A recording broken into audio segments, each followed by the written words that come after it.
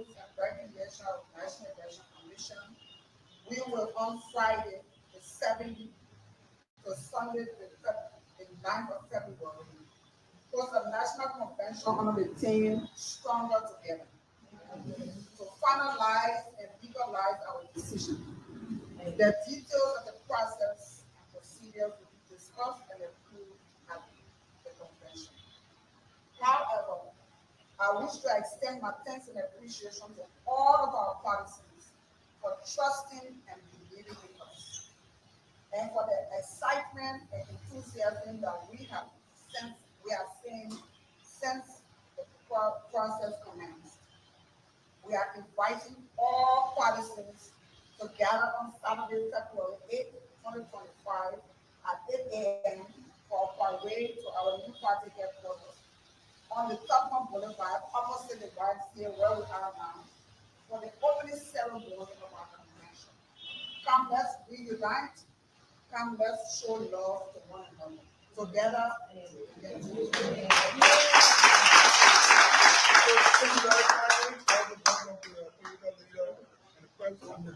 President of the Senate, President Putin of the Senate, so let's again we will entertain questions on the Yeah. My name is Augustine Octavius and I work for Prime FS. How many delegates are you expecting at this convention and what the background looks like? Well, usually at our convention, delegates are committee, council officials, the executive committee members, and delegates that will be selected by our committee who are qualified to vote. But because this is a reconciliation process, we expect many participants to come for the opening and for the closing. But we are going to have one session to make sure everything is done before that. So we expect. There'll be a total of 100. And the welfare of our people So that according to the secretary, should be the center of our policy debate and decisions. We are returned to these sacred chambers, ready to offer solutions for the challenges we face and rededicate ourselves to the principles of good governance and uphold the sanity of the Constitution for a united and prosperous Liberia. Distinguished senators, our people are tired of excuses. They are anxious for change, and they are ready for economic transformation. Let us remember that our people are the true custodians of our nation's peace, and their interests should form the basis for our collective actions and decisions. The 3.1 months recorded in the third quarter of 2024 due to the growth in input payments coupled with the reduction in the gross international reserves. The MPC was pleased with the exchange rates development in the fourth quarter, noting that the Liberian dollar appreciated against the US dollar on both average and end of periods by 4.83% on average and 5.96% at the end of the period, reaching 185.47 to $1 US dollar and 193.26 to $1 US dollar, respectively. The committee affirmed that this development was largely reflective of an increase in foreign exchange inflows, coupled with the tight monetary policy stance of the CBN. The committee remains confident that broad stability in the exchange rate will continue in the next quarter, anchored on effective liquidity management as the bank maintains its monetary policy stance. Finally, NPC decisions. Following the deliberations on economic assessment of the fourth quarter of 2024, the committee expressed concern that the rise in consumer prices during the quarter and the projected rise in the inflation forecast for the third quarter of 2025. The committee noted that moderation in global headline inflation, resilient global growth, and increases in the prices of gold, iron ore, palm oil, and rubber, coupled with a decline in the prices of rice and petroleum, and the rise in net remittance inflows were favorable developments for the Liberian economy.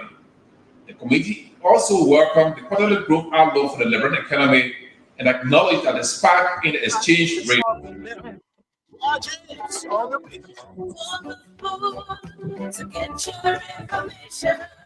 Okay, tune to Spoon to get your information. We'd like to welcome you tonight to this edition of the program. This is the late night show, the late night politics of Spoon. I want to welcome everyone tonight. Thanks for joining us. This is where you get to get the rest of it. Of course, you get the updates, you get the analysis, you get to have your say on those different issues here as they unfold. And we want to welcome everyone tonight to this edition of the program. Thanks for joining us. My name is Nelson Colette. We're live across the country on several frequencies: Spoon FM 107.5, Fabric Radio 101.1, Super 95.5. We're live on Trend Radio in Grand Cru, Radio Yalaman in Seclipie, Nimba County. Thanks to all of our partner radio stations that are always relaying the program. The late night show is back on the radio. We're also online on Spoon TV, Fabric TV, Super TV. We're on YouTube. Spoon Talk Live is our YouTube handle. I want to welcome all of you tonight to this edition of the program, the late night show, the late night politics on Spoon. And it's a great way to have all of you joining us tonight. Well, a lot to talk about. Too many things happening across the country. This edition of the show is going to be great. Kindly share the program as you come on tonight. I see a lot of you joining us via our different social media handles tonight. I see Coco Zokura is here. Joseph Tori joining us as well. Hipko Kazi. Thanks for coming on tonight. William B. Murrays, thanks for joining us. Ruth Goba, Hashim Famula is joining us here tonight as well. And I see Andy Swa, Andy Shan is joining us tonight from Dwazon. That's somewhere there in Margibi County. We appreciate you for joining us tonight. Moses Momolu is here. And I see the capacity builder Collins Mirkai joining us tonight. He says, I'm here. Yes, welcome. Thanks for being here tonight. Kristen Kazi joining us. And I see Senzi Black Chinese. This is an interesting name. Senzi Black Chinese. Thanks for joining us. I'm strongly here. Wow. That's a great one. But I want to welcome everyone tonight. It's a good thing that you can join us tonight on this edition of the program.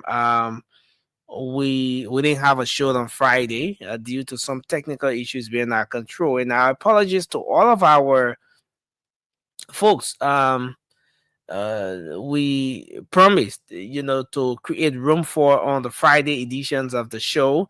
I know a lot of you, were reaching out even before Friday. You wanted to come on.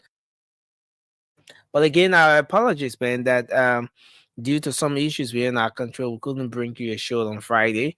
Hopefully, this coming Friday, we're gonna have a special edition of the late night show where we can bring on some of you, our ardent followers, who make up time to be here every night. T. Samuel Miguel is joining us from his Cardwell resident tonight. I see Solomon and yes, William Lurty. All of you joining us. George Saki Jr., thanks for joining us tonight. Well, there's a whole lot across the country. There's a whole lot, too many things happening across Liberia. It's just very important that we bring you the updates, bring you up to speed with what the happenings are, and get the show started for the rest of the time. Well,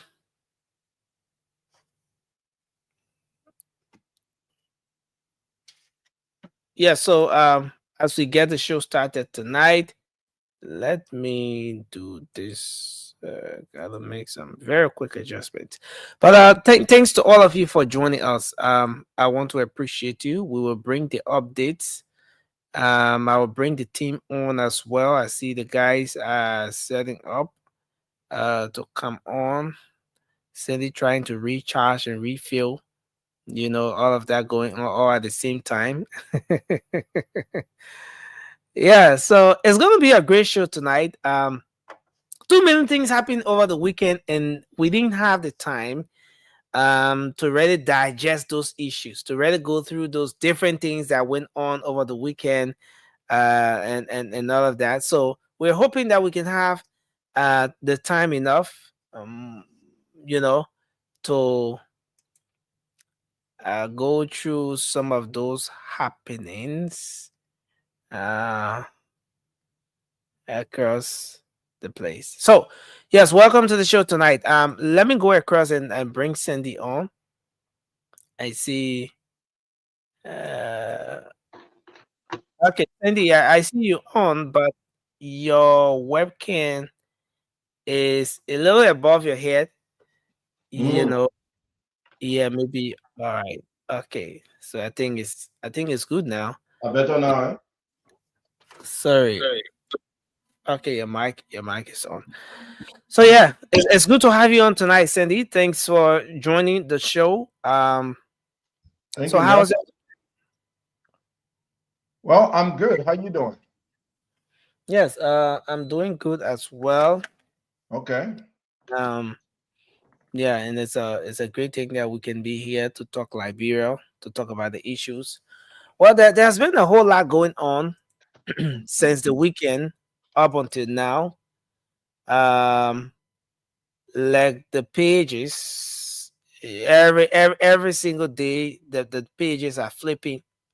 There are new things happening, and it's just important that we make the most of it, of those happenings every single day. And yeah, so it's good to be here tonight. Cindy, what's on your mind? Just before we move into the updates and all of the different issues. Nelson, well, good evening. Thank you for having us, and good evening to those watching and listening to us. This evening, I have been thinking about the action taken by President Trump to freeze aid going to countries like Liberia. Now, you say, as you know, has been one of the agencies utilized by the United States to help third world nations like Liberia, and USA has heavily invested in our country. But I see that people are crying about this action from the U.S. government to freeze aid to countries like Liberia. Now, what I want to emphasize on this is that President Trump of the United States came up with a platform, an agenda, and it's called America First. America First. I'm not a big fan of President Trump, but when I think about that term, America First, and when I see what he's doing to put the American people interest first, then I wonder, do we have any agenda that put Liberia first? Do we have Liberia first agenda? If we have such agenda, Nelson, our natural resources will not be taken away from our country on our watch, on the government watch. So now you're crying that the US froze aid to your countries for 90 days, and you say has been stopped for now, and you're crying for those aids. Yet you that receive aids, you pay your lawmakers far more than what the United States is paying her lawmakers. You that are receiving eggs, now you crying that eggs are not coming to your country. They're being frozen. But you paying people far more than the country that is helping you paying her staff. Wasteful spending in the country. Your natural resources are being taken. Asala Mentar, taking our iron ores. Firestone is right there for ages, taking our raw material, coming here, making tires and other materials that they are selling very expensive. And so on. Our golds, our diamonds, iron ores are being taken from Liberia. Do we have any agenda that put Liberia's interest first? Do we? Well, this is a very this is a very interesting conversation. And it, it has both the international and local implication. I want to appreciate you for joining us, Josh. Thanks for coming on. You know, you want to look at it from the international standpoint. Yes, there's a whole different analysis from that end. Locally, what does it say to a country like Liberia? What are the impacts on a country like Liberia? Um, you go back a little to the previous administration, when Ambassador McCarthy was in the country. There was this time when we had the March 15th, Joseph Jenkins Araba's birthday, the first president of Liberia. And he made a statement, he made a comment on that particular day, or he delivered a speech on that day that went wow. And the whole country was talking about it. He said, what would Joseph Jingyi Robert have said about a country, the country Liberia, after 170 something years? I mean, after over 170 years, what would he have said if he had the chance to just for 1 minute woke up from his grave and stand to wherever he's standing, whether that Wologisi mountain you're carrying over to stand or any of the mountains, and he just look at the country and just look through the governance, the systems we've built, look through the way we've hindered this country over the past 170 plus years. What would he have said? Will he rather look at the country and be proud of what he fought for? Will he be very embarrassed that a country he fought for after 170 years is still heavily dependent on foreign aids? And so probably this could be a wake-up call for all of us. Just a lot more. But And Nelson, let me yeah, just end. I know Brother Josh want to come in. Joseph Jenkins Robert did not fight for anything. They established that he didn't fight for anything. He was given a country because they wanted to return him to Africa. Period. He didn't fight. But let's go ahead. Look, no, let me no. say this. Okay. This is where I come from when I talk about fight. We gained independence in 1847.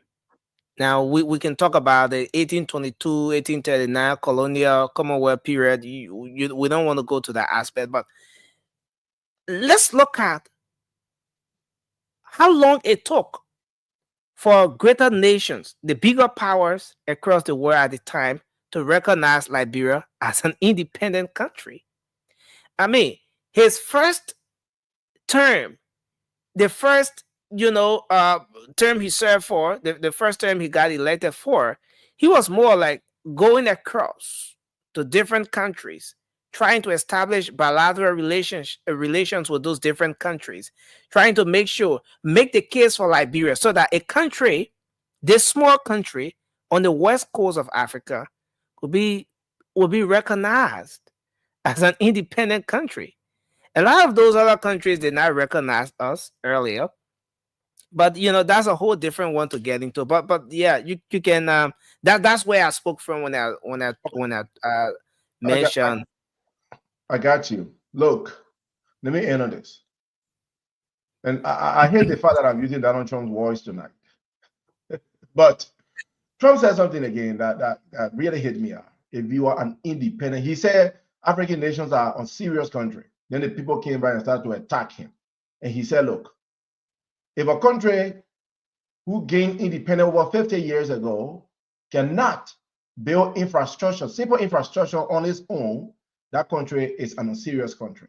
That was his defense to that statement. I agree. If you have been independent for over 50 years and you are struggling to build your infrastructure, your roads are still not connected, no stable electricity in your country, no running water, your education system is poor, yet your government officials are being paid massively, you are an unserious country. And unfortunately, Liberia found herself in that category.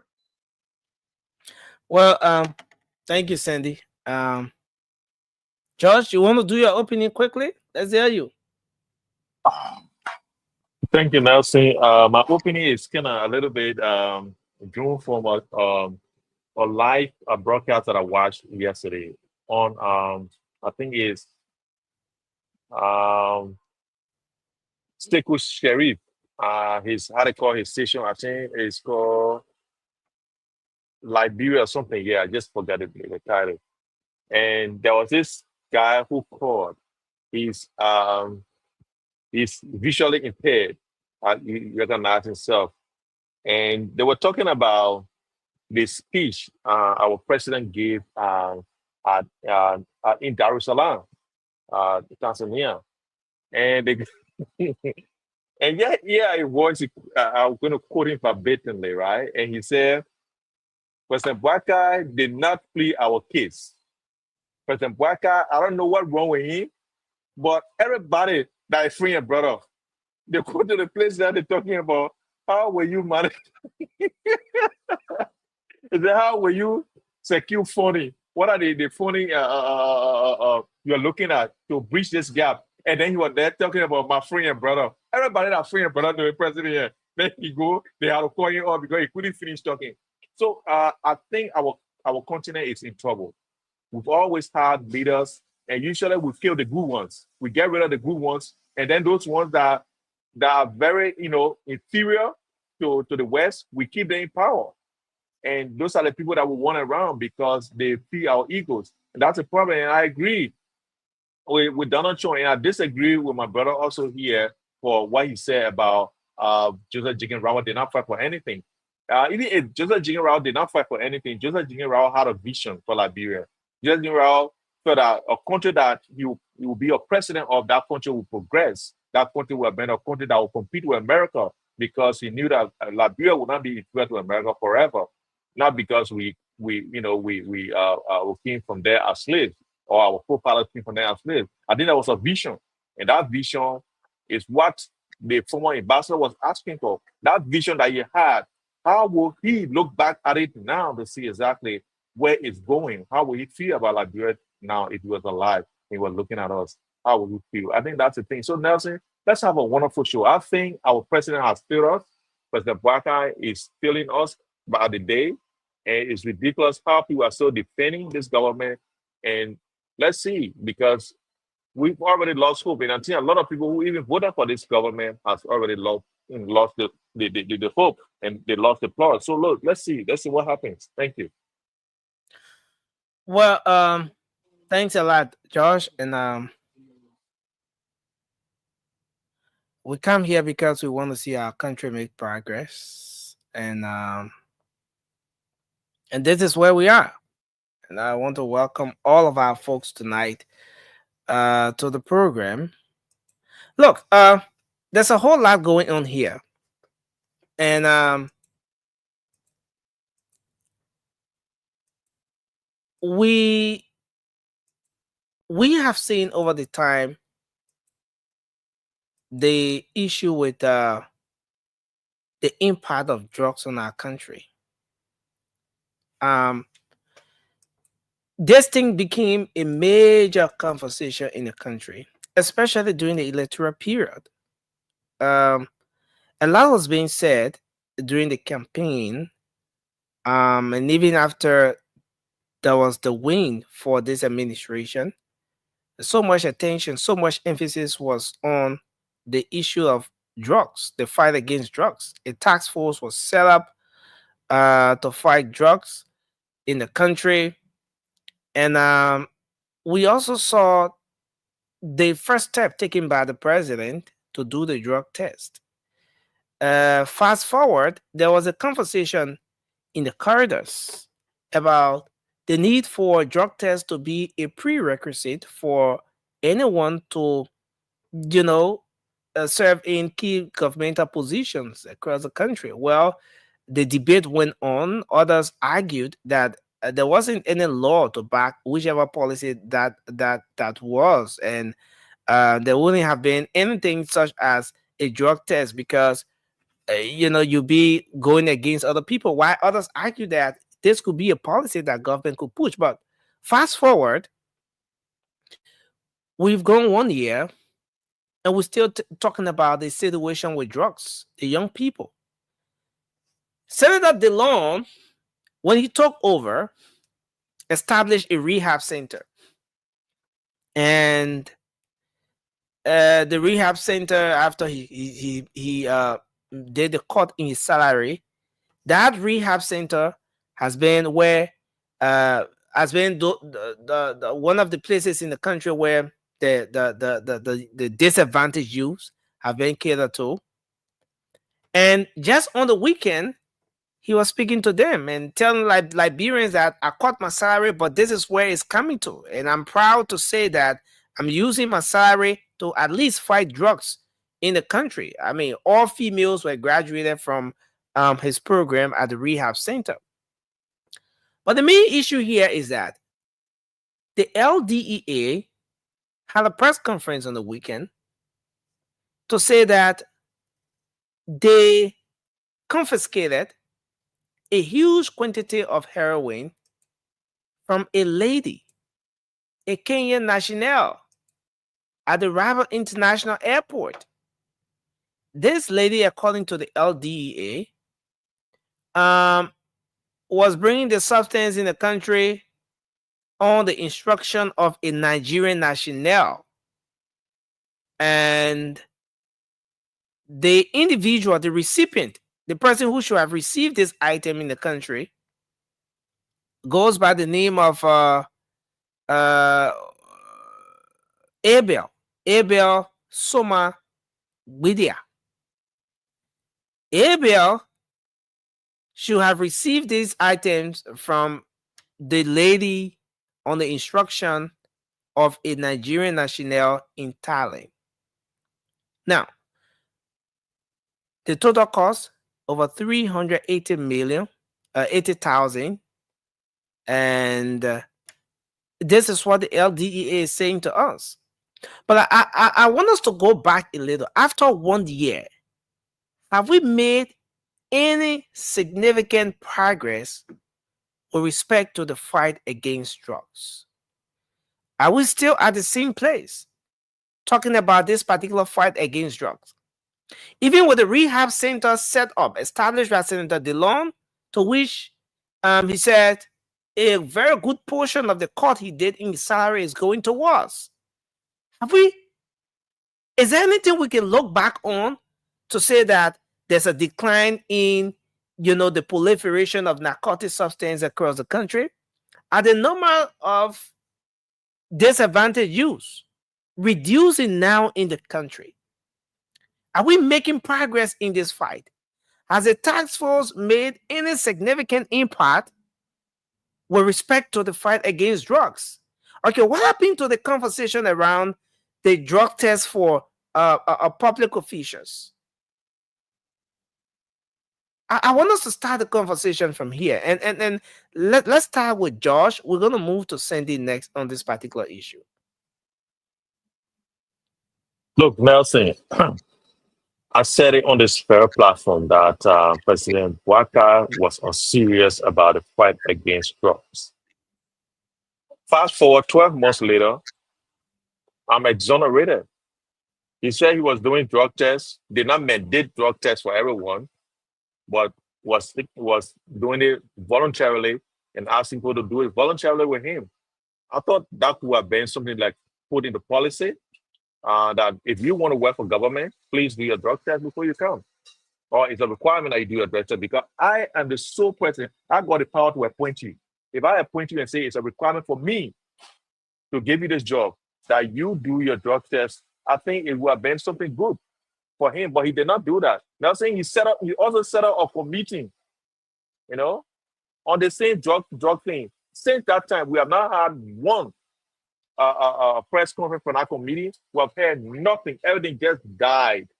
And drugs continue to pull into the country. Next, I just want to tell you, and maybe it might shock you or not, but we are just by the grace of God, our people are living in that country. Because Nelson, I've gone through the airport. I think it's a miracle how the guys caught that Kenyan lady.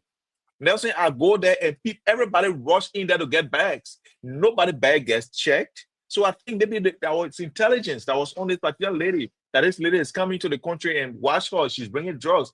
I'm 100% sure that's how they caught her. Because Nelson, I've gone to that airport many times. There's no control system in place to check anyone's bag. And getting that lady was just because maybe there was some intelligence. I just want to congratulate the DA, the LDA. I think they did an amazing job by arresting those drugs, because those are the exact things that create the chaos in our country. Because Nelson, the zogo that in the street, the robbery, the stealing, they even they starving each other. Because I just read a story yesterday that a guy he stabbed somebody because of his change for coconut, because they call it zogo. And I think for you to be called zogo, you must be in certain a way. And these are the things that happen, Nelson. So everything you see, they are connected by chain. That drug coming, people take the drug, they behave, unruly in the street. They do things, they steal from people, they do a lot of things to people. And these are the problems we have in the country. But President Boakai did not make any statement on drugs. Josh, is it fair to say that we're making progress here with respect to the fight against drugs? Now, I want us to go into some of the happenings. We saw the 100 million drugs case on a previous administration. The government lost the case. The government lost the case. The suspects left the country. Later, then we started to hear a conversation about how, we won't bring the case back, but it was late. It was gone. Now, recent situation, original Japan, a drug boss, a drug cartel. There is a whole process. At the end of the day, the suspect is brought down. As we speak, he's now at the Monrovia Central Prison. How much drugs you were arrested with? So I mean, we're gonna go into details. We're gonna go into the details of all the. They'll catch the petty people just to fool you, Nelson. They'll catch the petty people, but the big people that are up there, they will not shake them. But my question, Josh, and they'll continue to change their people. Yeah. My question is, are we making progress here? Is this reason enough to say that we're making significant progress with respect to the fight against drugs? That on the previous administration, there was a major case, government lost the case. Under this administration, a major drug cartel, at the end of the day, someone is brought down. At least the person is behind bars. Okay, so Nelson, here's the thing. So look, in the 100 million case, the drugs were confiscated and were burned. Major drugs, 100 million worth of drugs was arrested and burned, right? That means that drug did not get into the streets. It did not kill our people. You get me? So losing a case, well, I don't agree that they should have lost that case. I think they should have, they should have convicted the people. But howbeit, it did happen. But guess what? That huge quantity of drugs did not get into the street, right?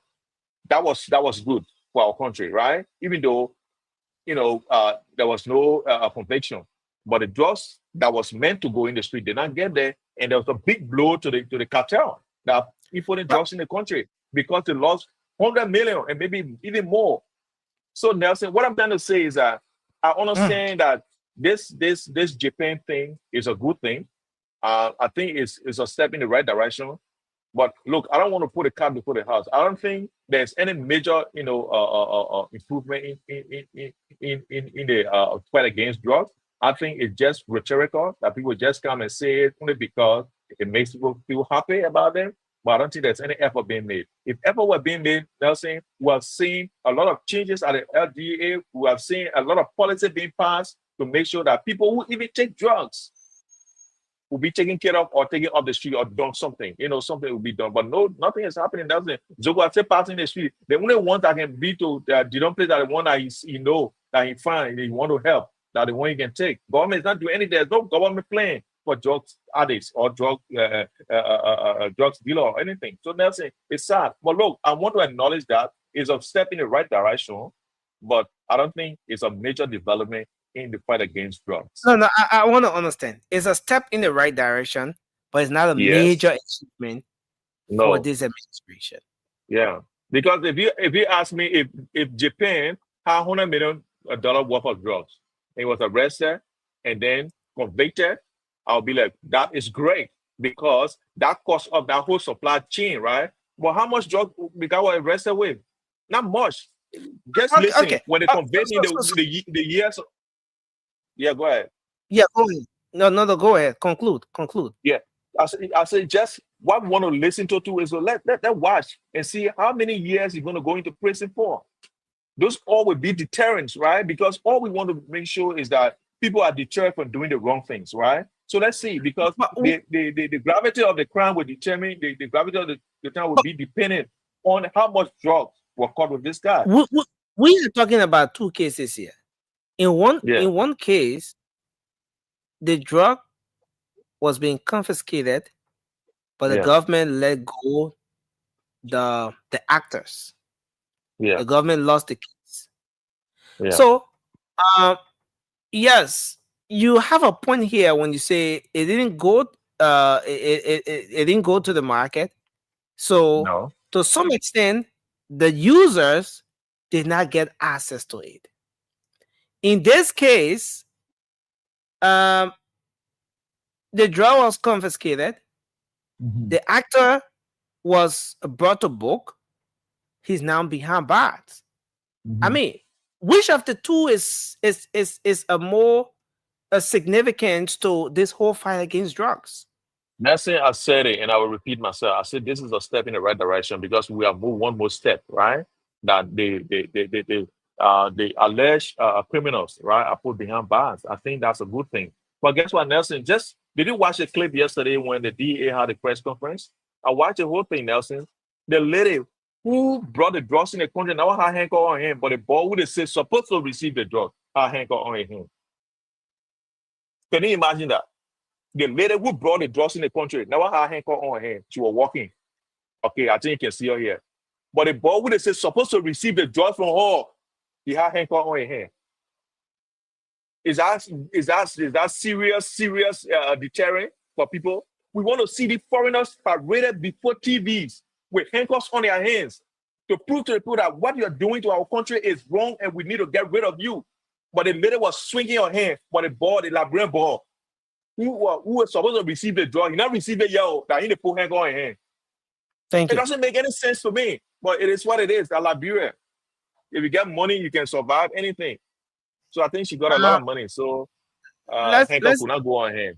Let's hear a take on this, Cindy. And Fambola, welcome to the show. It's good to have you on.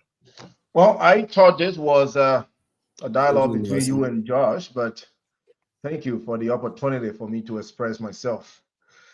I want to first congratulate everything. What bring politics? I want to congratulate and thank the Senator Abraham Darius DeLong for his efforts being applied to reintegrate young Liberian back into society.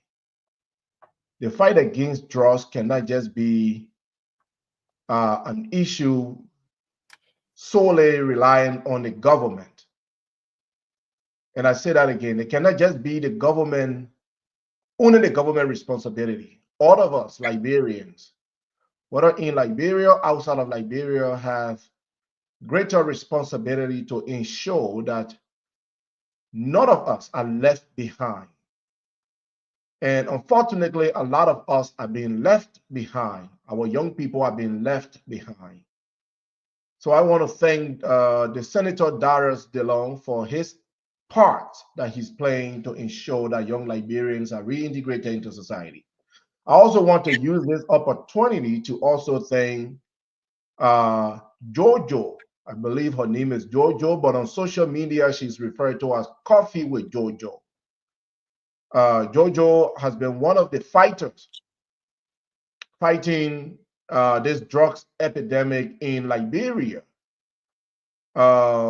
rescuing those that we now refer to as Zogo or Zogis, helping them, rehabilitating them. And now I saw on YouTube that she's building a massive area or center for rehabilitation. And I want to call upon all well-meaning Liberians and the government to see reason to support Jojo. She needs funding, and let us all support her. Now, Nelson, the issue of drugs is a big thing for me, and it is for a lot of people. I'm investing thousands of dollars, countless hours of studies on behavioral health. And the major components of behavioral health usually align with drugs abuse. So this is something that I'm very passionate about. But one thing I want to say is that just by taking someone into a rehab camp and they abstain from drugs for a few months, and now you graduate them and you bring them back into town, they go back into their various communities, no work, no trade, nothing to go back to. Nelson, the probability of those people returning back to drugs is very high. That possibility is very, very high.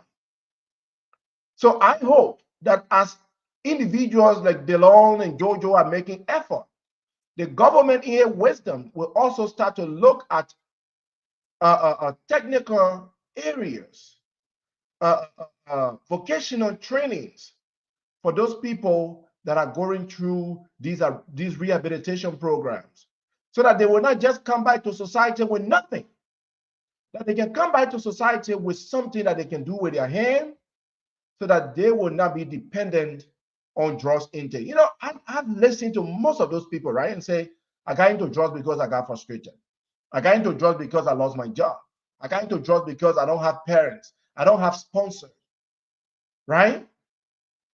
If we want to seriously integrate those people back into society, we must give them some level of training, trade that they can utilize to benefit themselves and not return back to what they were doing. Now, on the issue of the arrest, the lady, the Kenyan national, alleged Kenyan national that was bringing drugs into the country. I'm not here to compare administration to administration. I'm not here to compare President Weah administration to President Boakai administration. What I'm here to say is that it's good that we are arresting people and bringing them to book.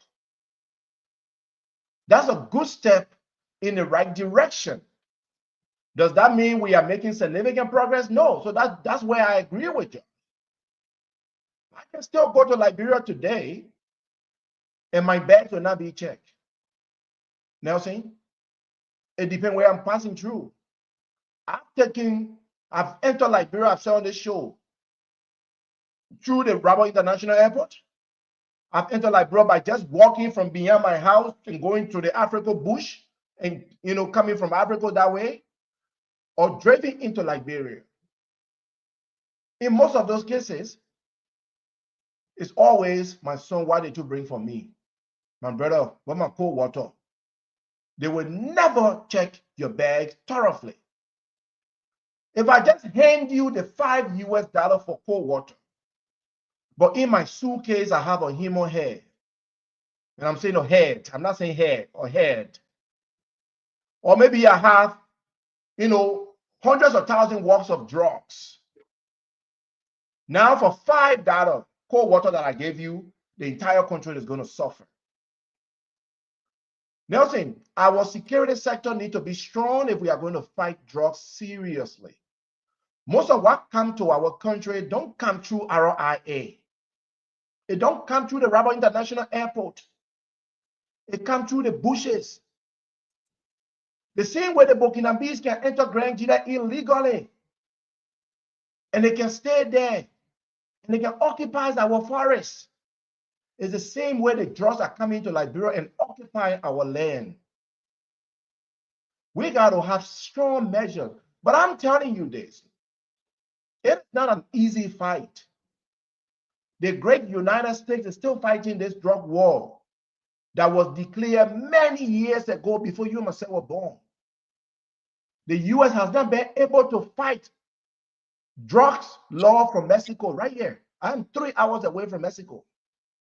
They have not been able to fight them. Drugs are still coming here. So the issue of fighting against drugs is not an easy task. No one should come in and say it will be done overnight. When you say the mean people, the government is not able to arrest the mean people, they only arresting the small one. Let's arrest the small one. Maybe we are not seeing the mean people. Nelson, the mean people will not come to your country. The mean people have targets on ground. So people like Japan maybe are being used as the contact. The drug law will be setting somewhere in Brazil. So are you going to say we should not arrest Japan just because we cannot arrest the drug law that's setting somewhere in Brazil? So we will start from those we can arrest.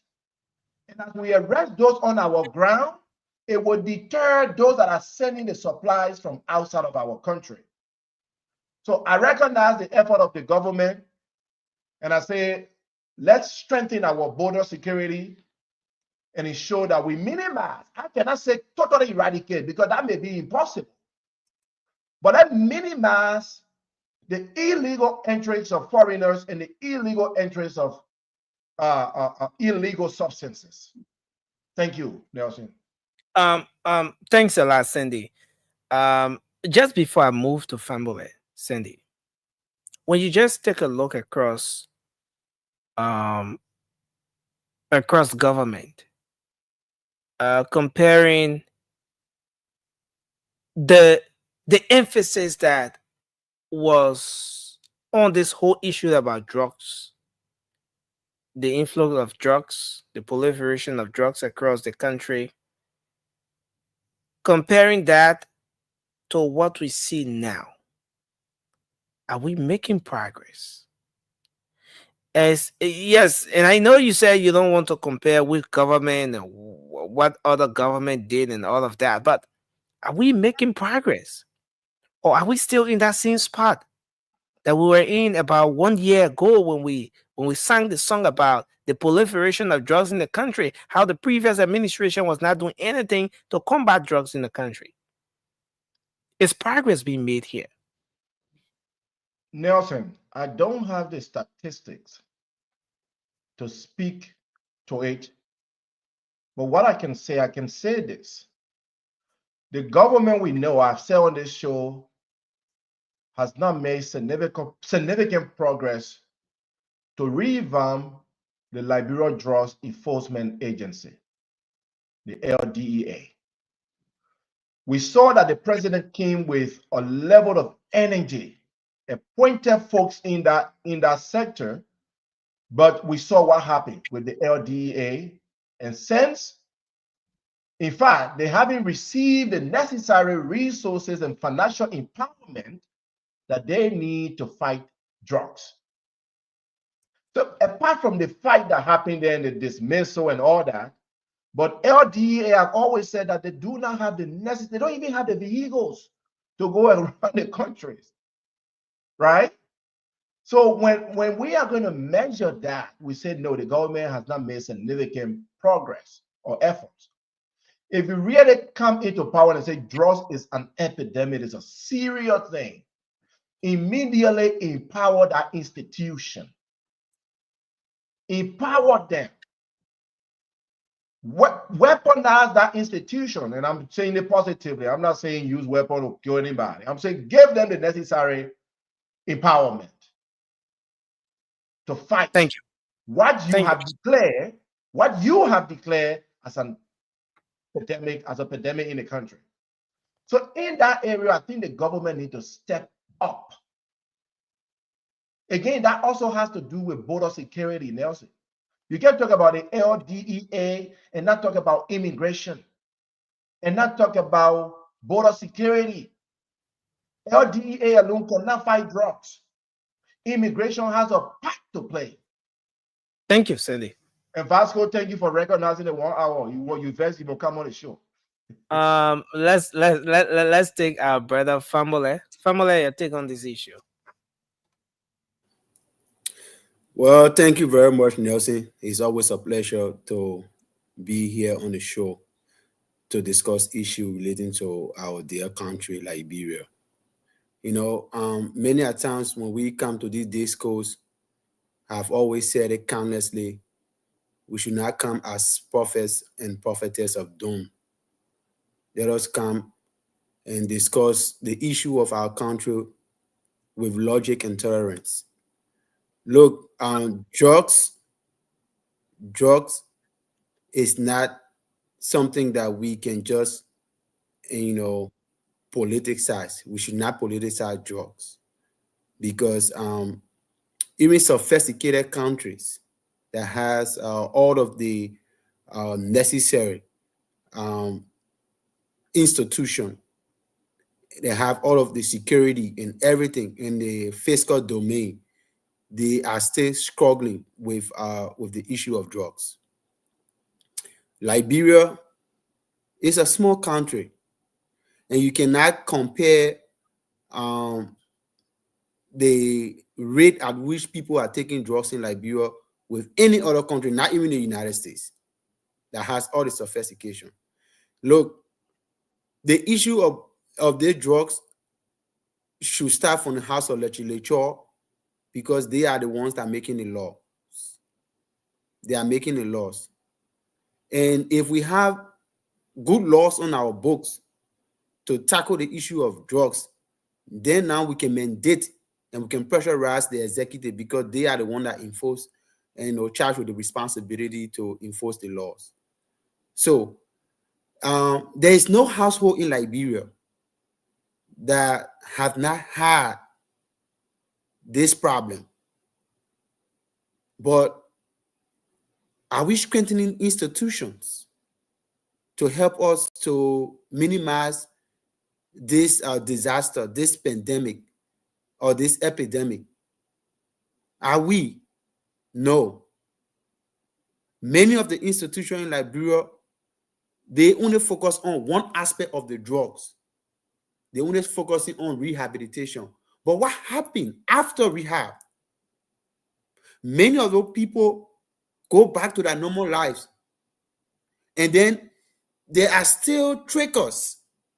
There are still markers. There are still things that inhibit them, that brings them back to the drug taking. What are we doing? Remember, they say an idle mind is a devil's workshop. If these guys go back after rehabilitation, if they go back and they sit down idle, the possibility of them going back to taking their drugs is at more than 1,000%.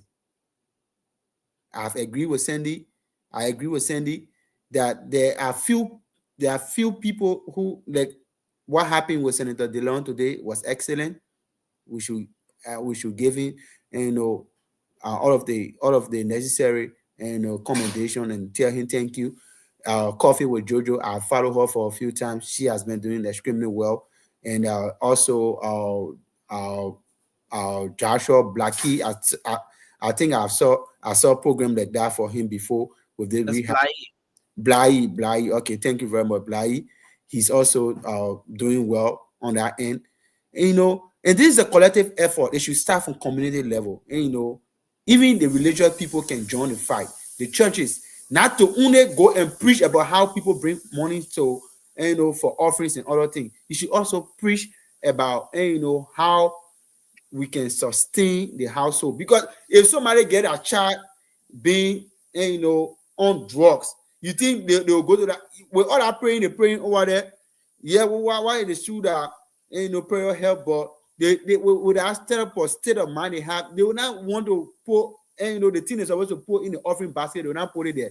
So why it is true that we're praying to God to help, the pastor should also, the religious leader should also try as much as possible to incorporate, some of those things, because they say by teaching and listening to the gospel, it changed our mindset. So many a times when you go to the church, you go to the churches and you go to the mosque, and they are not preaching about some of those things that are also affecting our youth.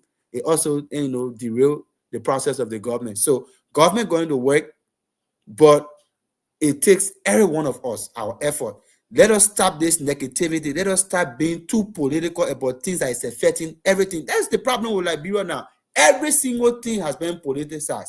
The drugs did not come in 1 year. Drugs have been in Liberia from the days of the war.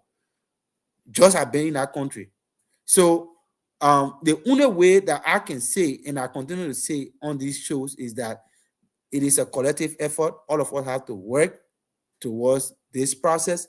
We have to talk, because just has affected every household in Liberia. Thank you, Nelson. Nelson, Well, may I come in, please? yeah, just a few seconds, quickly. Few seconds, please. Thank you. I want to disagree with my brother when he says here that we don't have law, that we should start with the legislators if we are going to fight drugs. My brother family, I disagree with you. We have laws. We have laws on the book. The problem with our laws is that we are not enforcing those laws. Now let's go back to July 2023 when President Weah signed the Controlled Drugs and Substances Act. The Controlled Drugs and Substances Act. In that act, it clarified or classified drugs-related offenses as non-bailable. So we have law that say when people commit this level of drugs offenses, when they are caught, do not bail them. That's a very hard offense. So we have laws. Our laws also focus on punishment and rehabilitation for those that are using it. So those that are bringing in the country, our laws say when you catch them, don't bail them out. Punish them to the strongest term. Those that are using it, you can punish them, but you should also provide rehabilitation. Okay? We also have the Penal Code of Liberia that criminalizes the possession, the sale, and the distribution of illegal drugs. Okay? That's a law on the book. We have the laws, family. Our problem is we have weak enforcement, weak security. We have a security sector that is not empowered to do the work. That's the problem. And I think if the president, so we cannot remove this from the executive. We can say that let's put it back to the legislators. The executive now has the responsibility to ensure that agencies and institutions that are responsible to enforce these laws are empowered to do their work. So we can remove it from the executive and put it back to the legislature. We can do that. Thank you. Thanks a lot, Sandy. Now, we will go to the phone lines. We'll take some calls. But I want us to end up here. With all of this shaking, and with all of what's happening, now the latest conversation is about, the latest decision from one of our major international partners, one of those countries that Liberia will look up to when it comes to foreign aid. The last time I checked, the ambassador here said they spent over 60 million just on the health sector alone. But unfortunately, they didn't get the kind of result that they expected. They visited health facilities across the country only to realize that some of those health facilities were without medications, without drugs.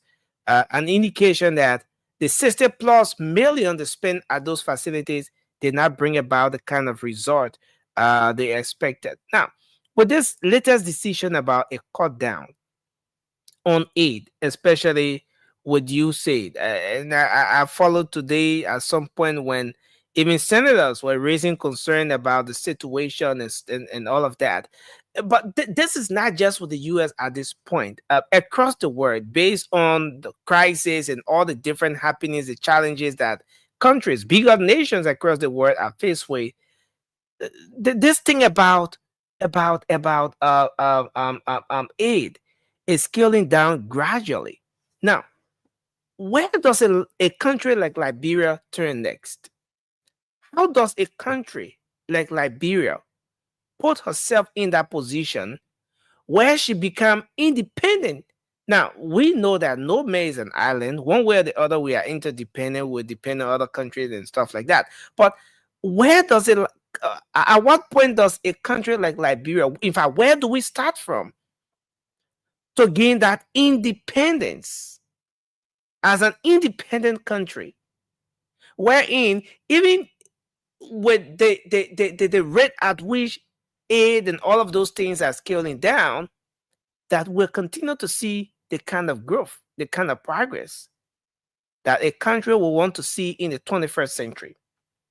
Now, to a point where even our national budget, you talk about the educational sector, there are different programs in the educational sector that is being financed by our international partners. You say in all of those different organizations. You talk about the agricultural sector. You talk about, the health sector is even, at a higher rate. Where do we start from?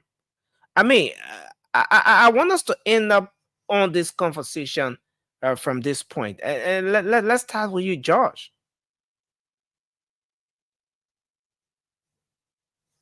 Sorry, I was muted. Nelson, it is very simple.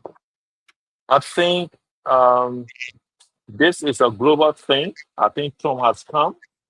And we all know Trump is a businessman. And business people, they are very conscientious of their profits, the profit that they should make.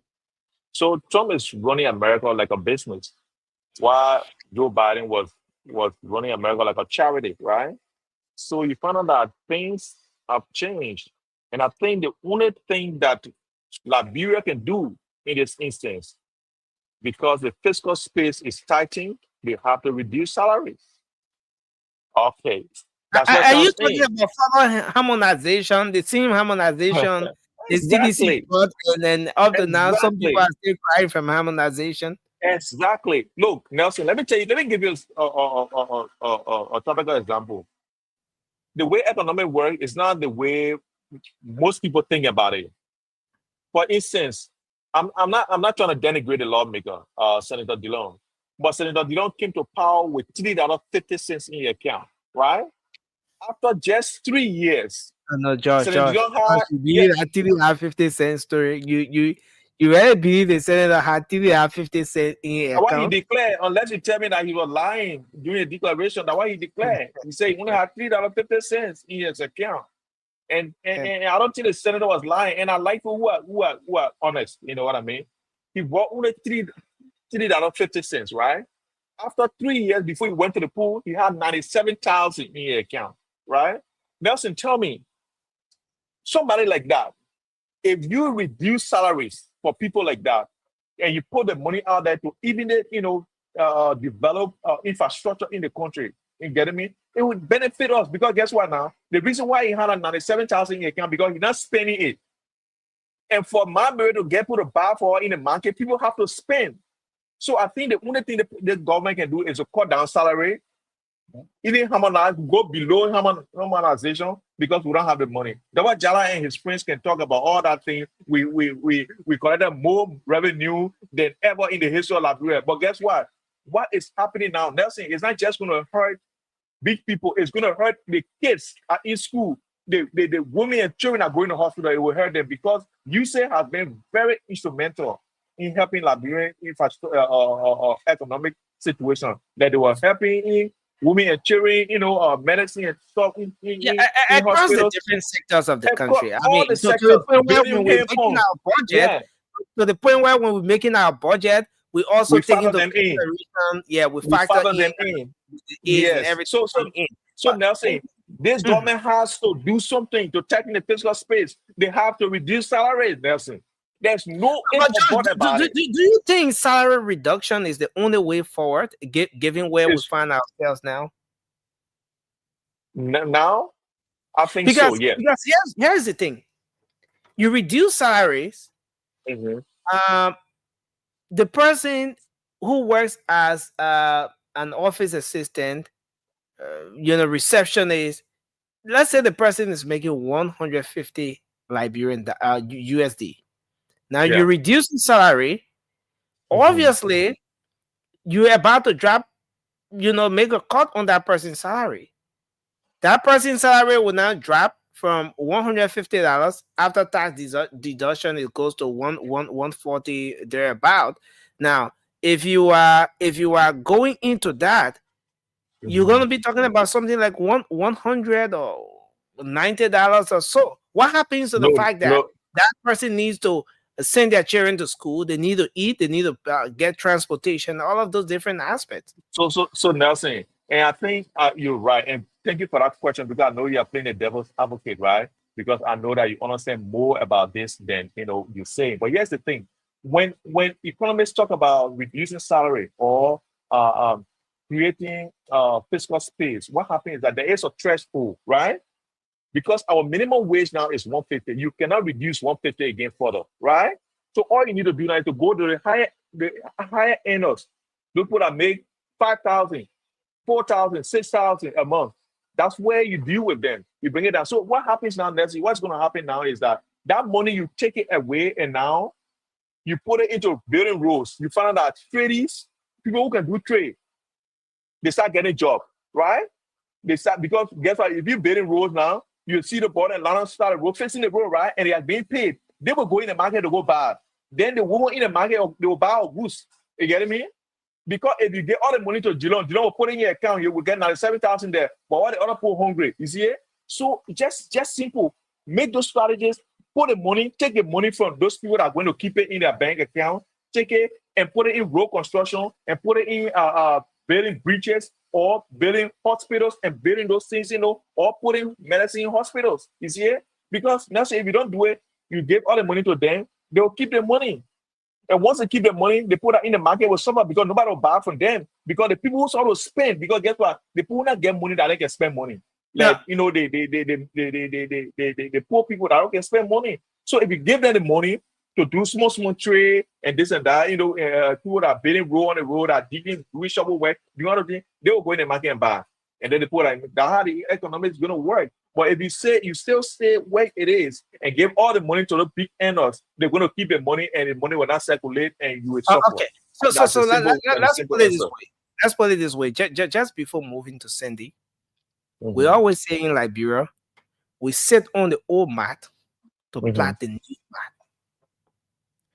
So, Josh, mhm, if we are talking about cutting salary or mhm, harmonization as a way forward in the case where mhm. there's a scale down on aid and Foreign everything aid. comes to country, foreign aid, Mhm, mhm. then you are suggesting, you are proposing us going back to this whole harmonization. But let's go back to harmonization in the first place before even accepting it as an alternative to what the reality is now.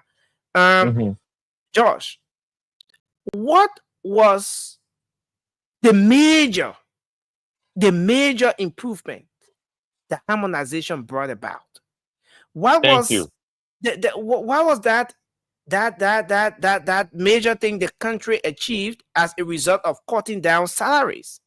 What did we achieve? What can we point to after 6 years Thank you. under the previous administration? What can we point to as an achievement for which we will be encouraged at this point to say, okay, foreign aid is scaling down, so let's cut Mhm. salaries so as to meet up with what the reality is. Okay, Nelson. For the first thing I want to say is that harmonization was the request of the World Bank, right? Because before somebody credit you money, the person want to know your income and how you spend Mhm. your income. And after you spend all the things that you want to buy, how much is left over, right? I think my brother Sandy knows that a lot, and my brother here at Formula knows that a whole lot as well. That before somebody borrow you money, they want to know how much you can get and how you be able to pay their money back, right? So what the World Bank did was that, look, we understand that you want money because you need aid to carry on other projects, right? But how will you pay us back? The fiscal space you got, you cannot pay us back. So what you need to do is have to reduce your wage bill because of your expenditure there. You see it? Reduce the thing that you can buy. When you used to buy maybe 2 slingers every payday, buy 1 slinger. You see it? So they are telling you that to reduce the salary you are paying these people, eh? And you will have money now left to be able to pay back the loan that we're going to give you, right? So that was the whole idea. So what happened now is that in a fiscal space, you see, we got recreational facilities in the country, even though roads were being built, because we know that Sackley Pier Road, So all the roads there. are you saying that the cost from the harmonization that what we used to build the park or the different invincible park and things around here that was later entrusted into the care of Nelson, I don't want to say definitively that, but here's the thing, Nelson. no, If at but then all it we means did that not, you didn't point to anything, Josh. It means no, but that Nelson, let me finish. Nelson, I cannot say okay. definitively that, right? But guess what? Mhm. If we did not do harmonization, World Bank will have not given us money, and our country are going to break down. You see it? Because of harmonization, they agreed to borrow us money. So anything we do now, that harmonization help us to do those things. It's a common sense analogy here. Because Okay, Nelson, now, like, now for instance, that we don't have that situation, now that yeah, situation doesn't exist, it doesn't exist yeah, in this case. mhm, Our yeah, concentration now is that foreign aid is scaling down. What can we do yeah. as a country, to get us stable, to get us independent? That we would do, No, we still move on without the foreign aid. okay, Nelson. One of the things that we cannot do, I mean, let me name you the things that we cannot do because I did a little bit of economy as well, right? We cannot Mhm. increase taxes, right? Because when you increase taxes, you find out that importation will be high, because when you increase taxes, that means people are bringing things in the country, you put 20,000 there, price will go up high on the market and money not in the country, people will start crying, they overthrow the government in the morning, right? It cannot happen. So the only thing you can do is to reduce your expenditure. And Thank you. how can the Ghanaian government reduce that expenditure is harmonization or reducing the expenditure on salaries because the salary is the biggest bill in the country. I want us to take Sandy on this one. Sandy, given the situation at hand, what do you think? What can a country like Liberia do? Look, Nelson, this will be a lesson for us as a country. And maybe this is where we move on as a nation and try to re strategize to be less dependent on foreign aid. I agree with you. No country can entirely, most of the developing countries, unfortunately, we tend to be dependent. Even though naturally we are the richest around the world and the country that we are backing need our natural resources to survive. But unfortunately, we have to beg them to give us money. Look, I agree with Josh in some part. And the area that I agree with him is that we have wasteful spending, whether it's in excessive salaries at the very top or it's in system embedded corruption. System embedded because there have been so many loopholes created in government for people to steal and to be unchecked. If we are to be less dependent on foreign aids, we must realign our salary structure. There is a major disparity across government in our salary structure.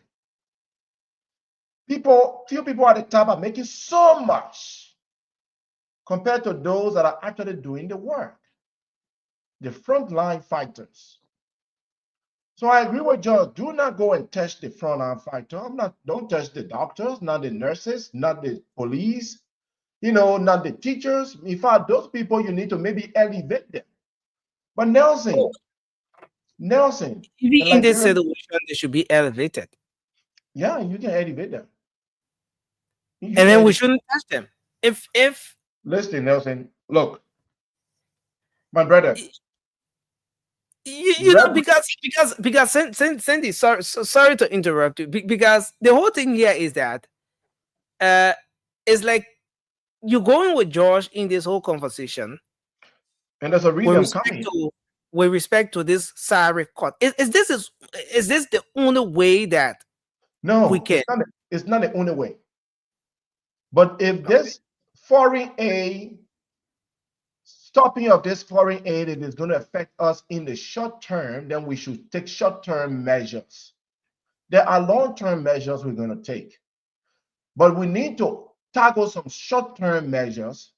And the short-term measure, if we are serious about the country. Now, what they're going to do is they're saying they're going to infrastructure. Okay, that's what the government is most likely going to do. They're going to say, oh, because they cut foreign aids, so the road we're supposed to build from Ganta that go to Zredru, we will stop. And then they're going to make excuse that, oh, and last year, a few years ago, Donald Trump said no foreign aid should come. But what they will not stop, my brother, is that your government, your legislators will continue to make over 11,000 a month.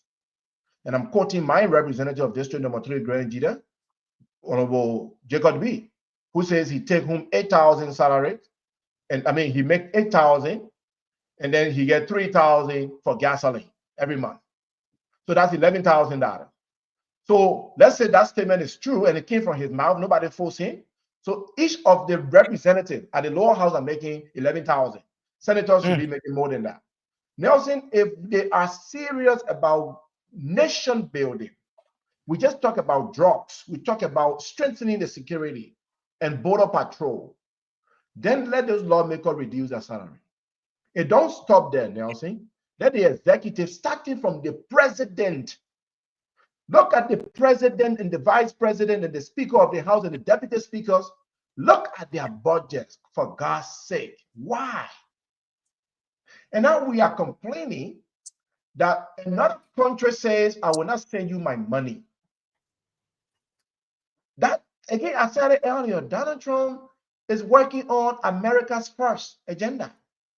We also need to put Liberia first. So those are short-term measure we can take. Now, long-term measure, Nelson, is that we need to strengthen our economic diversification.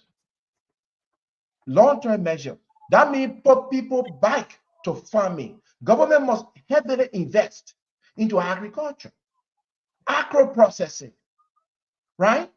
Mechanized farming, improve access to market. Nelson, build a road that go to Grand Gila. So Sandy, who was working on a 500 acres of palm oil farm in Dwoji Town, can bring his market to Monrovia. The old man there, somewhere in Yekepa or somewhere where in the bush there, can bring her market to the nearest city. Access to road. Nelson, another big thing. And this government, I continue to remind them, you are celebrating MCC Compact. Oh, we passed MCC Compact. But Mr. President and your team, you fail your natural resources management. The American people say you could not manage your natural resources well. Nelson, that's a big blow. If we want to be less dependent on foreign aids, we have all the natural resources. We need to get back to the table. We need to implement policies that will ensure fair revenue sharing. I'm not saying investors should not come and tap into our natural resources, but we are giving the investor way more than they are giving our country. We must have policies that promote fair revenue sharing. And we must reinvent. We must reinvent how we are earning from our natural resources. That way we can get money. Look, Rwanda, I'm going to end on my country. My brother. I know you don't want me to talk about You will someday have to make a choice. I know you don't want me to talk about Rwanda. They process everything in country. You don't just go and take the raw and take it out. Nothing. We must learn how to process things in country. Why we Firestone just go tap the rubber? They use our uncles, our aunties, our brothers, and our sisters, cut the rubber tree, stay under the sun, the rain. Then they take the rubber and bring it to their country and then make tires, send the tire to Liberia, then we buy it at expensive rate. Nelson, they can't make a tire in Liberia. They say You that, know, Lord, you can't make tire in Liberia. yeah. So, but this is serious. Because if you go back to a 5-year development objective that uh the uses signed with Liberia, in the tune of some 640 million.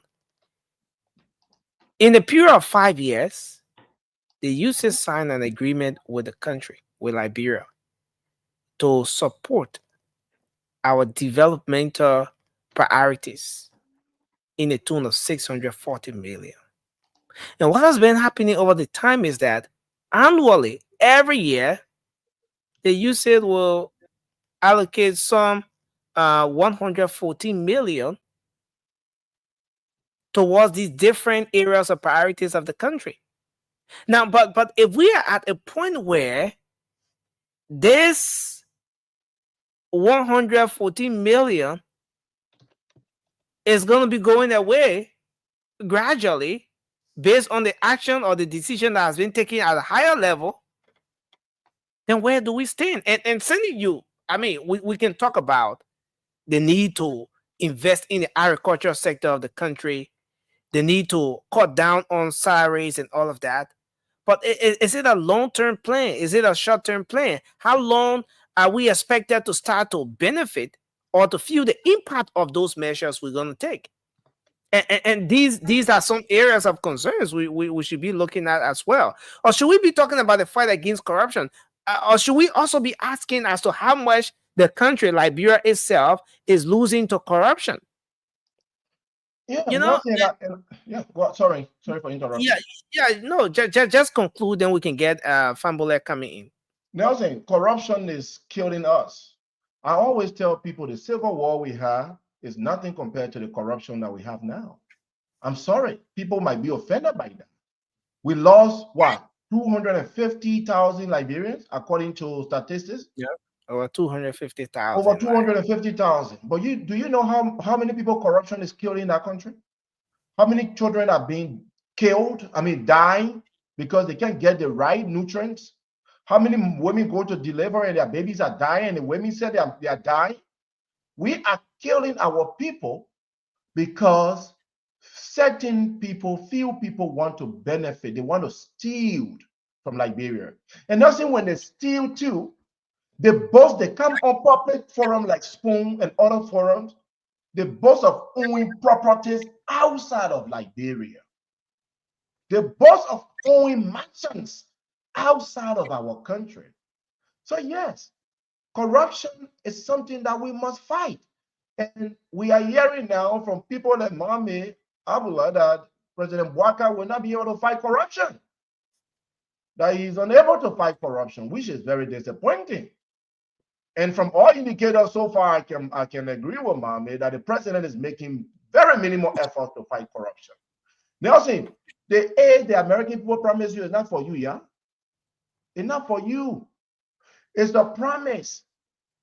You cannot plan the development of your country on a promise. Thank you. You can't say, I will build my nation because somebody promised me. You must look within what you have, utilize it accordingly. And then somebody bring 1 cent, you can build it on. Thank you. Famula, you want to come in just before we go to the phone lines? Well, this is a serious issue, Nelson, and my Liberian people, this is a real problem, especially for Liberia and other African countries who wholly and solely depends on foreign aids to help with aid developmental agendas like security, infrastructure, healthcare, and so on and so on. But this is something that Liberia should already start thinking about. What are the alternatives? What other things that the country can look into? And like many of the panelists have already said, some great suggestions. But Liberia will also have to seek alternative donors. We cannot rule that out. Liberia is not only receiving aid from the United States. Liberia can also look at the European Union. Liberia can also look at the African Development Banks. Liberia can also look at China. And like now the BRICS nations, they are also pushing agenda for inclusiveness, and they want recognition. So Liberia can also look in that direction. And like many of the speakers already said, we can also cut down some on wasteful spending, you know, for us to tackle this. We don't know whether this is going to be a short-term freeze, because I mean, America is a democratic republic that always exemplify what democracy is, because the president says something, but there are other people who are also, scrupulously trying to checkmate the president, calling his attention that yes, while it is true that you have this you have this power to put freeze on this thing, but what about, you saw the senators already reminding him, do you know how many kids around the world going to die? Do you know how many people not going to have access to food because of these freeze and because of the freeze? Do you know how many people not going to have medication? So this is a democratic space. The president said it, but there are other people who also going to remind him, say, hey, look, you cannot do this at this time. But what country like Liberia should do, to prepare for the eventuality, in the event that something happens, like there's an absolute cut on the thing. Liberia will have to prepare for like something that I said, encourage foreign direct investment by improving business climate and offering incentives to investors if that is possible. Encourage sectors such as the agricultural sector, the mining, and other infrastructure, because these are things that Liberia needs.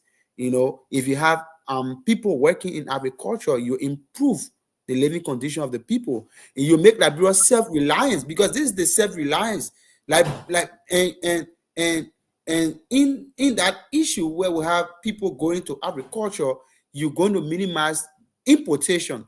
You see what I'm saying? So when we minimize the amount of things that we import, it's going to also help improve sustainability. So these are something that we also have to look at.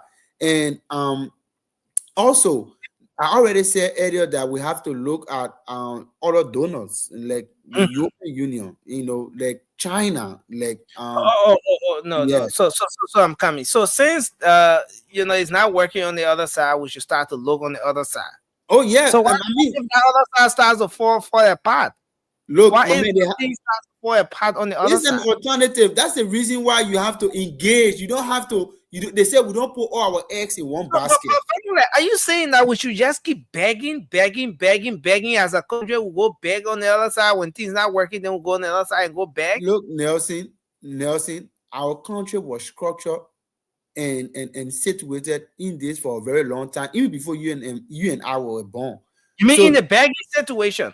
absolutely, and Liberia has been, and that's the point, Famole. What do we do? and that's what I'm saying. That's what I said. We should look at other alternative. Like what I said we should invest in foreign direct investment, like we're offering incentive to business, improve our business climate. We encourage local businesses. We give them incentive, like such as agriculture, like in the mining, like local businesses who are involved in mining and other infrastructure. We should give them incentives. We should help to strengthen them, and we should also try as much as possible to enhance our tax collection. How well are we modernizing the way we collect our taxes?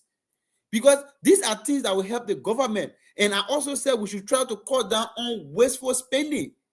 Why are we giving exorbitant money to government employees, giving money to the lawmakers, giving money to other functionaries? So all of that, the president and people in government have to reason that we have a salary cap. They cut down on some of those spending. Let us improve in agriculture, in manufacturing, especially for local farmers, small industry, and try to reduce reliance on foreign substances or foreign material coming to the country. It will help us. And so, Nelson, we cannot negate the fact that the devil has so many agents. Not going to focus directly only on the United States. We have other partners. The European Union is there. China is there. So if we have to look at other donors. We know the African Development Bank has been part of Liberia developmental processes. So if the USA call down, we can look at them too. Can ask them, can you help in that direction?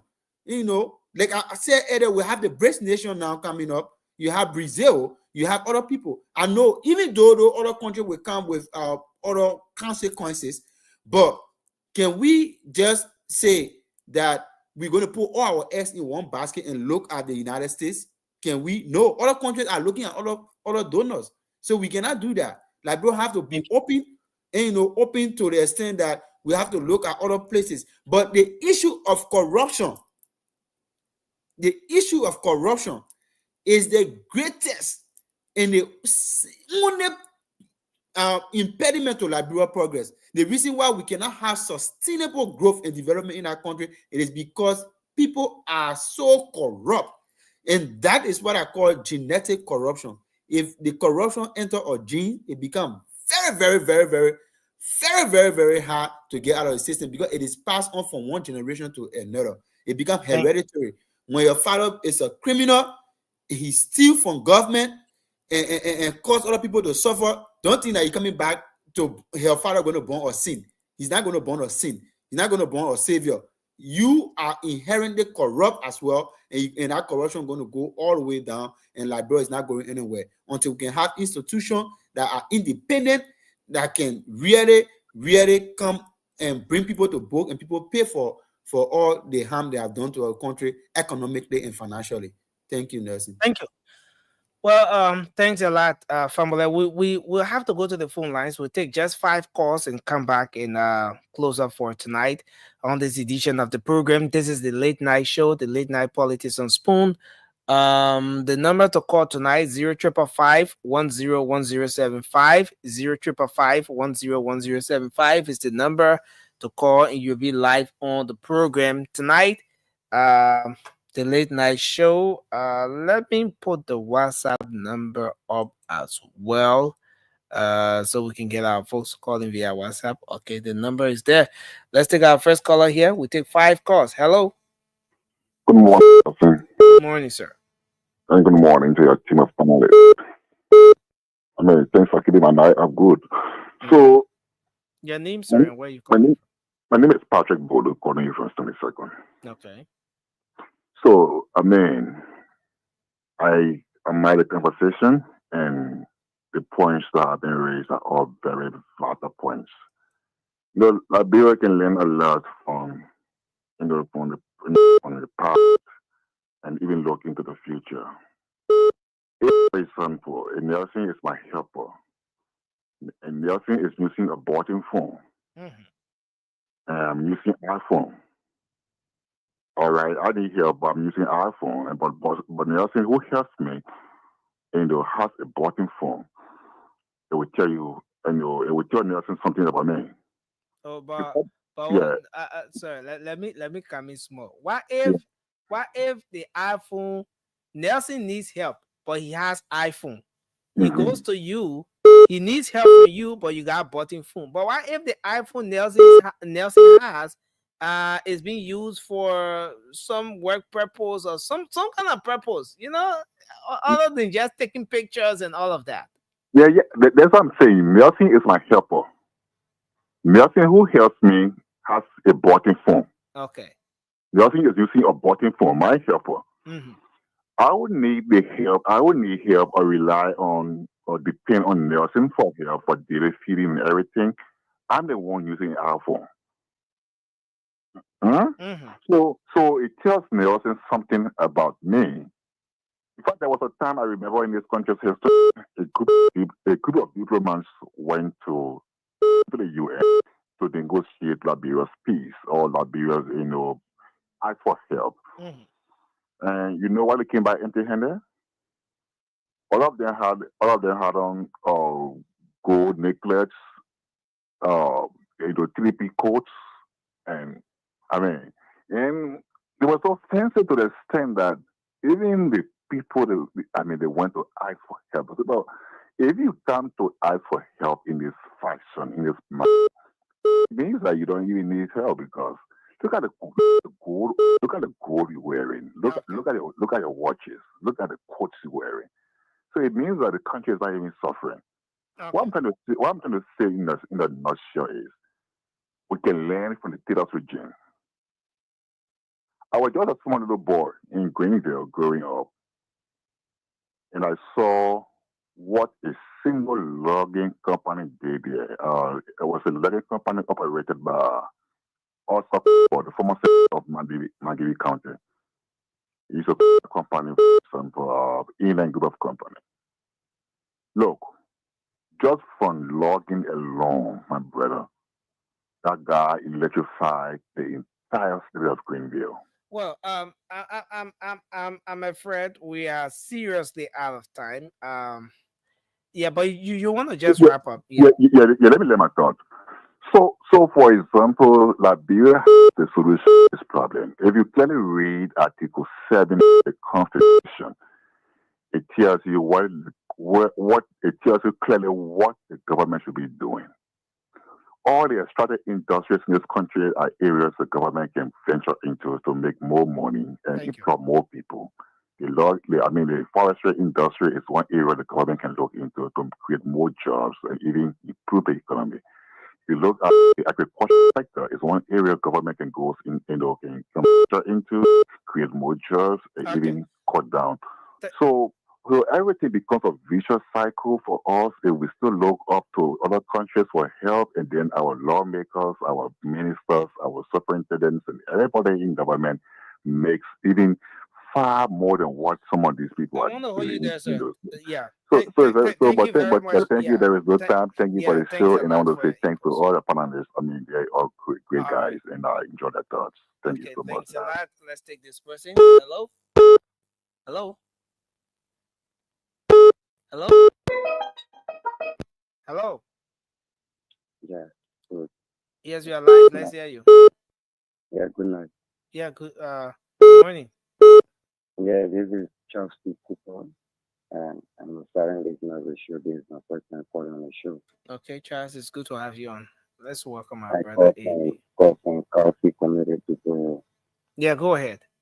I want to say thank you to the team for always sacrificing that time that you guys will be sleeping. You guys to sacrifice our country. But I think there is a time that we as Liberians get rid of the slavery mentality, where when your master doesn't see you, you do not eat. Hmm. I think we have been into this slavery mentality. It has led to what I call the slavery mentality syndrome. And you see, I love President Trump. If we can have a leader like President Trump, I think that will go somewhere because he's a president who put like America. That's what every country needs to do, my brother. We have to put our country first above any other thing. Thank you. So people who are getting very Trump, I think they have problem because Liberia, we can't keep begging for more than 203 years for the one rest on it. So independent, and we are still begging and still on the real what is he for support. Thanks I a think it's lot. so sad, man. Let's And we hold all you know our there, and problem. We all know our problem. let's hold you there, sir. Let's be straight to the point. Hello. Yeah, good morning. Yeah, morning. Quickly, let's hear you. Thank you very much. Okay, this is Daniel Kumbudu calling from P. Yeah, Daniel, go ahead quickly. Let's hear you. Yeah, let me straight commend you for the sleeping that you throughout in terms of Australia. You see, the defendant of this country, we are responsible. And let me first put to assure, and what the some obviously we will.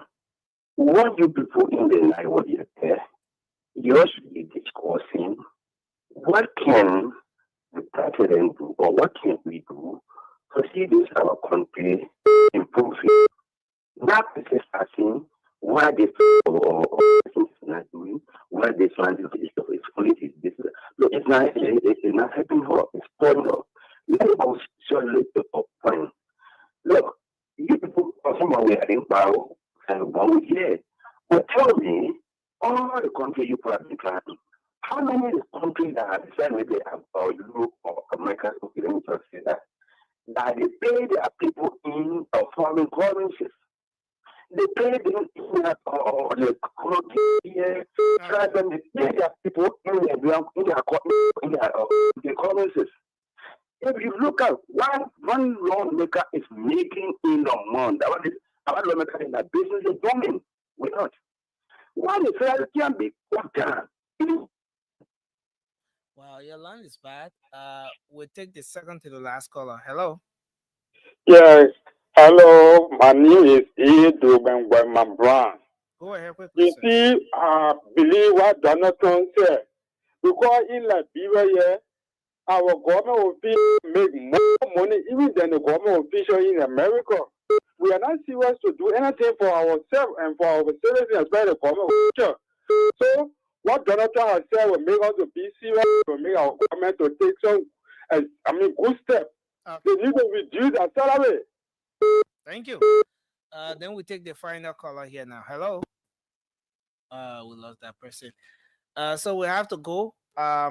Maybe I want to welcome you to the show. Thanks for coming on tonight. And to all of our folks, we appreciate you for calling as well.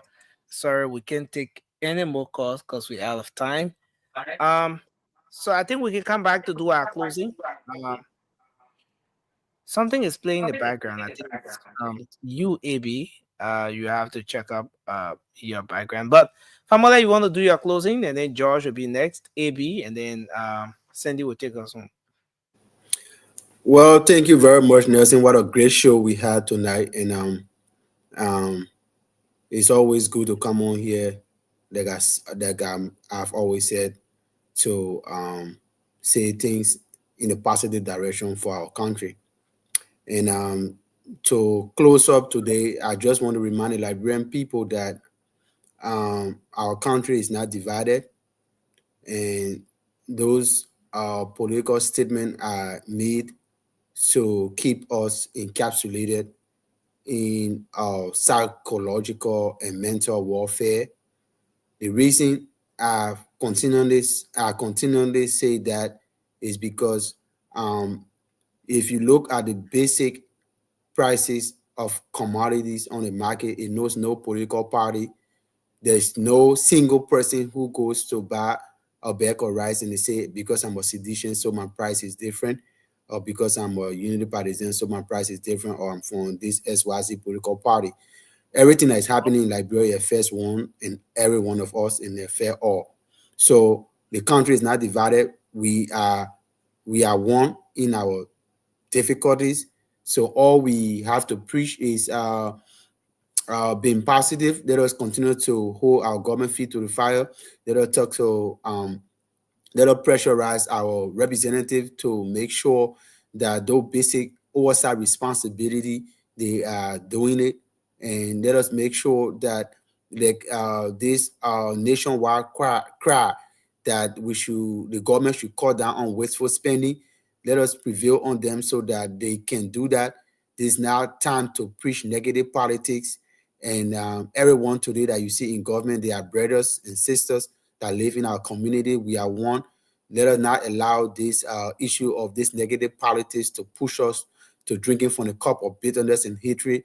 Liberia is old enough, and all we have to do is to pray and be positive that unearned suffering is redemptive. Our country can change, and no one should tell you that in 1 year time you become so poor than the previous government, because this government and previous government have done little 30 to improve seconds. the life of our people. So let us keep our fire burning. Let us keep being positive. Let us know that things will get better. But until then, let us not divide our country based on negative politics. Thank you very much. Well, thanks a lot, Famole. Josh, you want to do your closing? Formula, thank you. I like your last statement. Let's not divide our country on negative politics. I don't know. I don't know what I'm putting completely uh, word for word. But I don't know when you got to know that. But anyway, that's a story for another day. Because yesterday we Josh, talked will you about get sleeping. what if I will not get what it is. Nelson, one of the things that hurts is when somebody when somebody get advantage over you without merit. You know what I mean? When somebody score a goal on you, that also goal, there you go stand. It can hurt, Nelson. These guys score also goal on the Liberian people. The large kind of power now is not easy. And guess what? They're part of Ebola or they're part of coronavirus. That Trump. Trump finished closing the aid, a bucket. So we see how it works. But here's the thing, Nelson. I, for one, don't think that this USAID closure is going to be permanent. I don't think so. I think Trump or President Trump is trying to reorganize that whole aid thing, because I realized that when I listened to the president of Ukraine when he said only $79 billion they got in aid from America, even though America said they sent $177 billion there. Then I begin to think that maybe the $167 billion they said they spent on us, when we check it Google, maybe that's $79. But the thing is, I think I think the issue with aid is very complicated, because usually when aid goes in your country, they send expatriate behind it, and the expatriate, they are like our lawmakers. They set their own salary. They take the money back to America, and that's how it works sometimes, and most of the times. And it's very cruel to the people, because they'll tell all the big numbers, but actual happenings on the ground, you can see the effect, because the same people that can come beyond the money to come and take it back to America in salaries. And that's one thing. The second thing is that, Nelson, the fight against drugs, we know that war cannot be totally won. But we want to see the political will from our president to fight drugs. But I don't see that. I don't think Liberian people see that. What is happening now is a circus, because there is no definitive direction on the way forward. Up to this time, when you declare war on drugs, you still don't have any plans of building any rehabilitation center, not even building another prison compound somewhere to house these people that you're going to catch, because Sawbridge is overwhelmed already.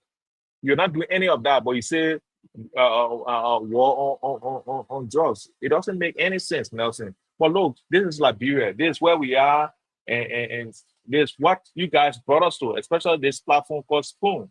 You guys brought us a government that had no clue. President Bwaka had no clue. Everybody that he brought in friend. Everywhere he goes, they say, welcome, President. Say, yeah, my brother and friend, welcome me. I want to see my brother and friend. In Ghana, I have brother and friend. He go to Tanzania, he get brother and friend there. Everywhere he go, he get brother and friend, but nothing comes for all his trips he goes to. Nothing. As we speak, Sierra Leone has already benefited from our energy deal that he went to in Dar es Salaam. Liberia, nothing, because our president, when he's asking questions, he started talking about the story that you can tell the children when they sit outside the fire hard. That he was telling the people, telling people who doing small things. What kind of thing? Look, I was so baffled by the president utterances. I want to thank the people that are doing small things here. It didn't make any sense whatsoever. But look, here's where we are. We got a president who becomes absent-minded. He doesn't sometimes. I don't think he knows where he is sometimes. And I don't blame him. It's the age. It comes with that. It comes with the territory. So that's what we chose as Liberians. That's what we chose to be, at the hem of our authority. So it is what it is. And I just want to say one last thing is about Senator Dillon. I don't like this guy. I think this guy is a con artist. I think he con his way into being affluent. Affluent means being rich because he's a rich guy now. But what I want to say is that I think one of the things he's done is that rehabilitation center. I watched the program. I want to commend him for that, even though I don't like him because I think he's a cool artist.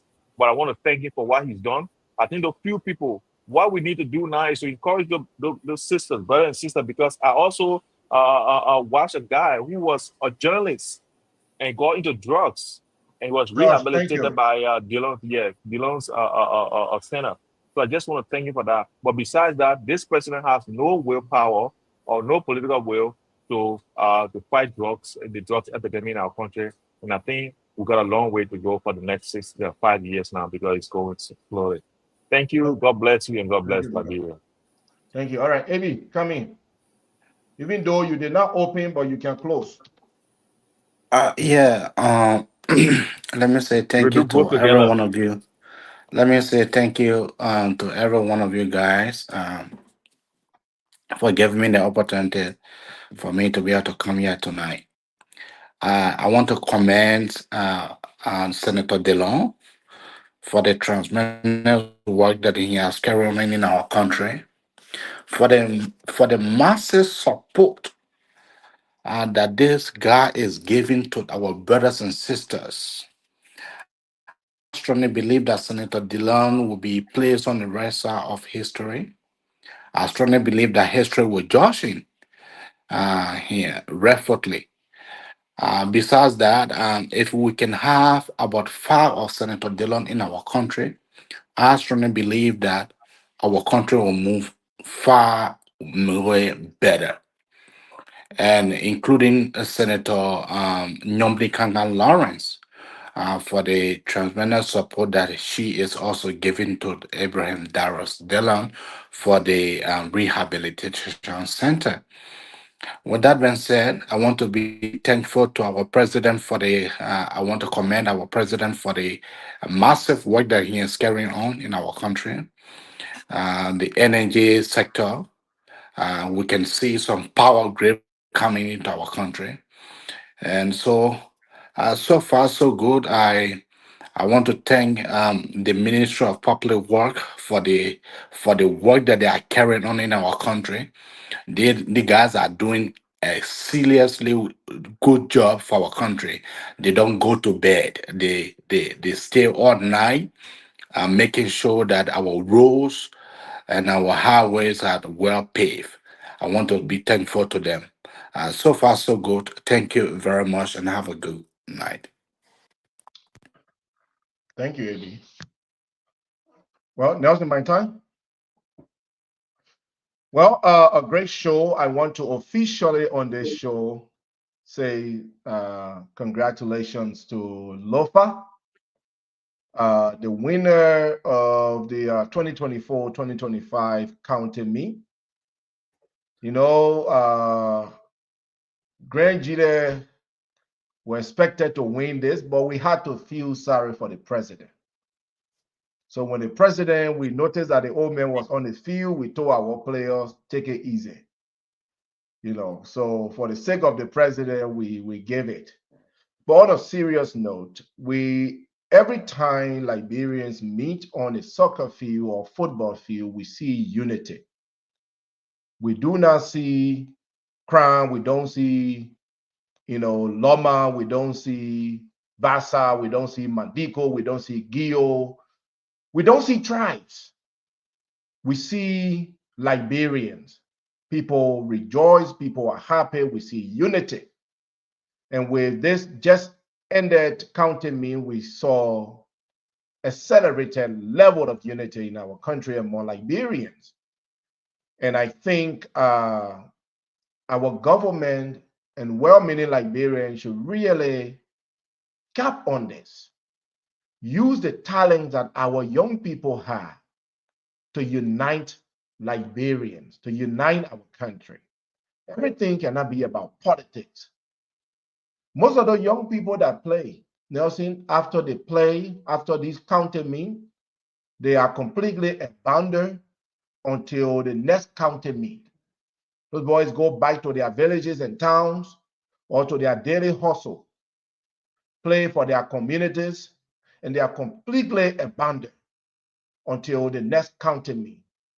We got to re-strategize. We got to redefine the purpose for this county meet. Why are we having it in the first place? It is about time that we recognize some of the top players that after the county meet, we pick maybe 5, 6, 10 of them, send them for training, and they can be added on to the Liberia Lone Star.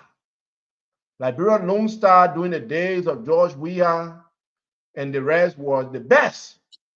We can rebuild the Lone Star by picking the top players from the county meets, train them, and bring them to and add them to the Lone Star. Thank you. But congratulations to Lofa. You know, I got friends from Lofa, so I can be so angry. But also to my boys and my girls from Grand Jide, we are very proud of you. Thank you for taking us to the final. Thank you for making us proud. You did extremely well. Next year we will be back, and Lofa, Nima, and the rest cannot stand us. Thank you. They say y'all carry those on the field. I made it be anyway. But thanks a lot, guys. We appreciate you for for being here with us tonight. We look forward to a great show tomorrow. Thanks to all of our They say I listeners. carry somebody who are impersonating though. Uh, So you you know Can I hear that one? That one are politics. now the story not hiding the story all around. You got the camera on the move. let Dolo, Ruth Goba, John Heenan, Henrietta Kona Morgan, Adama Bwakas Sharif. Thanks to all of you for being on here tonight. We appreciate you. We look forward to being here tomorrow with a great show. Until then, have a good night and